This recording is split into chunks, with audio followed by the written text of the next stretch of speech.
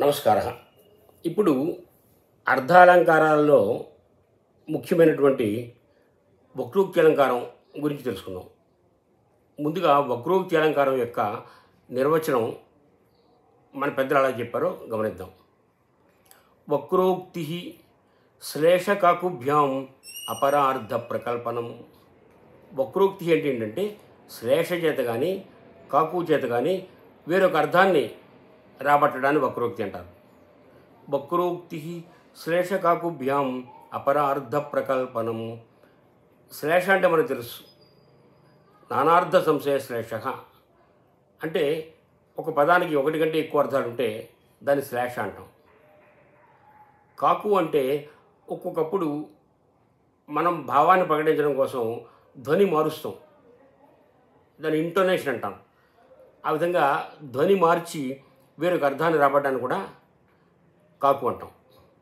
కాబట్టి ఎక్కడ శ్లేష చేత కానీ కాకు చేత కానీ ఒక పదానికి లేక ఒక అభిప్రాయానికి మరొక అర్థం చెప్పబడుతుందో దాన్ని వక్రోక్తి అంటాం. ఇప్పుడు శ్లేష చేత వక్రోక్తి ఎలా ఏర్పడిందో చూద్దాం. ఒక చోట కొత్తగా పెళ్ళినటువంటి భార్యాభర్తలు సమావేశమయ్యారు, లేదా ప్రేయసి ప్రియులు ఎవరైనా కావచ్చు. ప్రియుడు ప్రేయసిని తన దగ్గర రమ్మంటున్నాడు. ఆమె సిగ్గు చేత రావటం లేదు. సమయం గడిచిపోతుంది, రాత్రి అంతా గడిచిపోతుంది, కానీ ఆమె రావటం లేదు. అప్పుడు ప్రియుడు ప్రేయిస్తూ ఉంటున్నాడు. ముంచ్యమానం దినం ప్రాప్తం అన్నాడు. ముంచ్యమానం, నువ్వు సిగ్గు విడిచిపెట్టు. దినం ప్రాప్తం, సూర్యోదయం అయిపోయింది, సూర్యుడు వచ్చాడు అన్నాడు. అతను అన్న మాట చూడండి, ముంచ్యమానం దినం ప్రాప్తం. ముంచ్యమానం దినం ప్రాప్తం. ఆవిడ దానికి పెడర్థం తీసింది, వేరే అర్థం తీసింది. ఆవిడ ఏ అర్థం తీసింది? ప్రాప్తం నందినం మా ముంచ అని అర్థం తీసి, అంటే దగ్గరికి వచ్చినటువంటి నందిని విడిచిపెట్టకు అనే అర్థం తీసి ఏముంది? నేహ నంది హర అంతికే.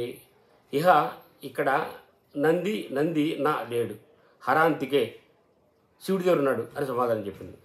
ఇక్కడ ఒక మాటకి వేరొక అర్థాన్ని తీయడం జరిగింది కాబట్టి అది శ్లేష ద్వారా అర్థాన్ని రాబట్టింది కాబట్టి దీన్ని వక్రోక్తి అన్నారు.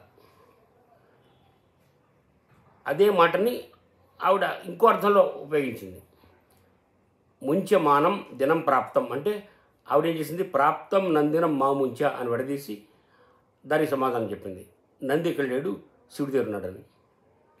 ఇక్కడ శ్లేష ద్వారా వక్రోక్తిది. ఇప్పుడు కాకు ద్వారా వక్రోక్తి అంటే చూడండి. కాకు అంటే ఒక ధ్వనిని ఉచ్చరించడం చేత అర్థాన్ని మార్చడం కాకు అంటాము. కాకుస్వరం అంటాం దాన్ని ఇంటోనేషన్ అంటాం. ఇక్కడ చూడండి, అసమాలోచ్య కోపస్తే నూచితేయమి తీరిత. ఓ ప్రియురాల, నువ్వు ఆలోచన లేకుండా ఇలా కోపం ప్రదర్శించడం మంచిది కాదు అన్నాడు. అంటే ఏ కారణం లేకుండా చీటీ మాటికి ఇలా కోపం ప్రదర్శించడం మంచిది కాదు అన్నాడు. అంతే. అనేటప్పటికీ ఆవిడేమంది? మంచిది కాదు అని ఏం చేసింది? తన దగ్గర ఉండేటువంటి దండతోటి అతను కొట్టింది. నైవోచితమితి తం తడయామాస మాలయా. అవునులే, మంచిది కాదులే అని అతన్ని ఆ దండతో కొట్టింది. ఇక్కడ మంచిది కాదు అంటే మంచిది కాదులే, మంచిది కాదు అని, అంటే కోపం మంచిది కాదని ఏం చేసింది? చేతలతో చూపించింది అనమాట. ఈ విధంగా ఇక్కడ కాకు చేత వేరొక అర్థం కల్పించింది కాబట్టి ఇది కూడా విధమైనటువంటి వక్రోక్తి. అలాగే తెలుగులో మనం చూడాలంటే భువలయంబులో పలికి బొంకుటయున్ బ్రతుకే తలం పగన్. భూవలయంబులో పలికి బొంకుటయున్ బ్రతుకే తలంపగన్.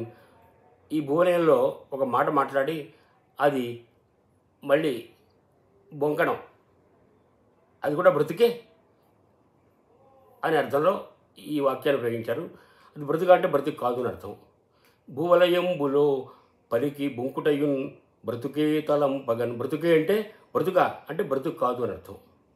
అంటే ఈ భూవలయంలో అన్న మాట తప్పడం బ్రతుకు కాదు అని అర్థం. ఈ విధంగా ఈ వక్రోక్తి రెండు రకాలుగా ఉంటుంది. ఒకటి శ్లేష ద్వారా మరొక అర్థాన్ని రప్పించడం, లేదా కాకు ద్వారా మరొక అర్థాన్ని రాబడ్డాన్ని వక్రోక్తి అంటారు. సో దీని యొక్క లక్షణం చూడండి. వక్రోక్తి శ్లేష కాకుభ్యాం అపరార్థ ప్రకల్పనం. ఈ అలంకారంలో శ్లేష చేత కానీ కాకు చేత కానీ వేరొక అర్థాన్ని మనం రాబడతామో ఆ అలంకారాన్ని వక్రోక్తి అలంకారం అంటారు. నమస్కారం.